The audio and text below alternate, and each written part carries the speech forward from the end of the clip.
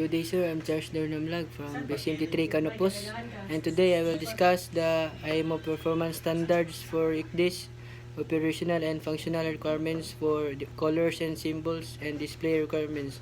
First, the colors and symbols. IHO recommended colors and symbols should be used to represent the SENC information.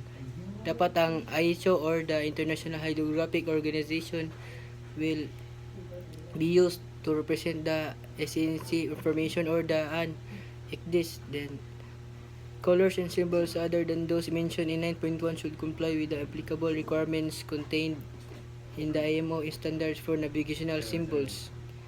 Dapat ang colors and symbols will comply the applicable requirements contained to the ICDIS for navigational symbols, and SN information displayed at the scale specified the agency should use the specified size of symbols, figures, and letters. ICDIS should go allow the mariner to select whether own ship is displayed in true scale or a symbol. Dapat ang ICDIS daw mo allow to the mariner to select the ship displayed or may true scale symbol.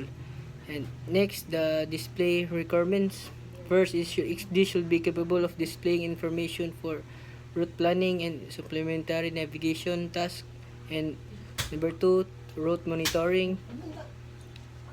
Then, the effective size of the chart representation for route monitoring should be at least 270 mm times 270 mm. Dapat ang size of the chart is dapat mag-monitor should be at least 270 mm or 270 mm. Then the display should be capable of meeting color and resolution recommendations of IHO. The method of presentation should ensure that the displayed information is clearly visible to more than observer in the condition of light normally experienced on the bridge of the ship by day and night.